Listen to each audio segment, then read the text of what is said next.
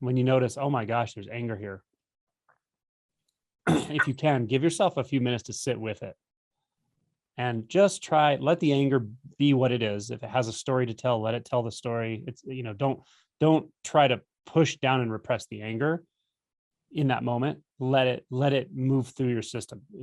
Let yourself feel it, like as if you could expand the container of it just enough so that the anger has a little more room to move, the energetic experience of it. And the way you expand that container is you just don't distract yourself with other things in the moment. So you say, okay, I'm going to put my laundry aside for 20 minutes. I'll get to it in 20 minutes. I want to give myself this time to feel the anger that I wasn't able to feel as a child because I was in a situation where I had to be in survival mode all the time. I didn't have time to feel when I was a young adult because I was busy and I was also in whatever it was. But now I do have the time. I'm going to give myself the time.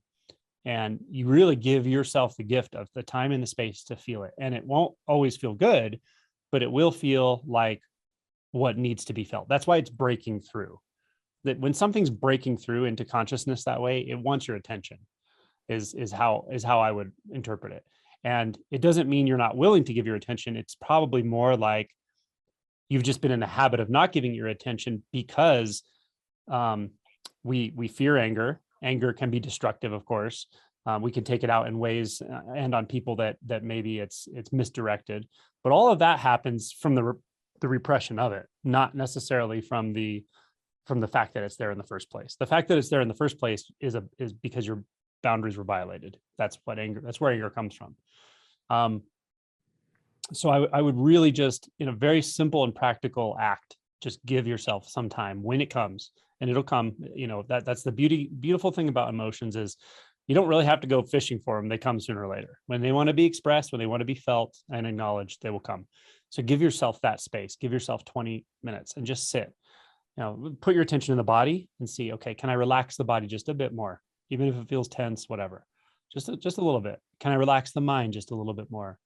And now turn your attention and tell the anger, like, you have a right to be here right now. It's okay for you to be here.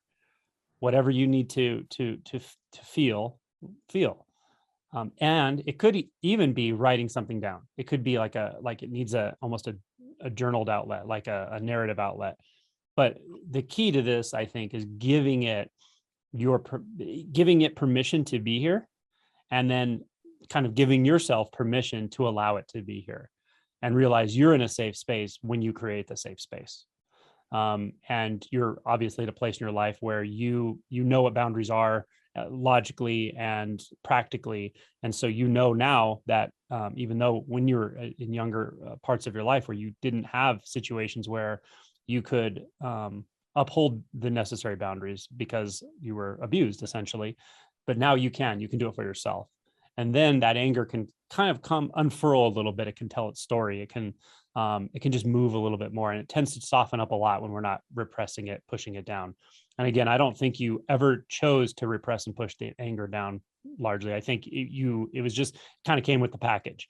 A lot of times when we're abused, we learn two things at once. We learn, we're transmitted some kind of message that says you're not okay. And that's either through physical abuse, sexual abuse, emotional abuse.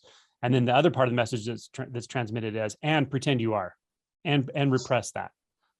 Those get transmitted together, and then we carry it with us, and we believe the overlying package, the message that's holding the package together, saying, don't look here. You don't deserve to, feel healed. This is shame. And that's okay. We can just touch that first layer and say, this is shame. This says, don't look here. But I know now I'm going to give myself permission to look here. I'm going to give myself permission to feel this and feel it.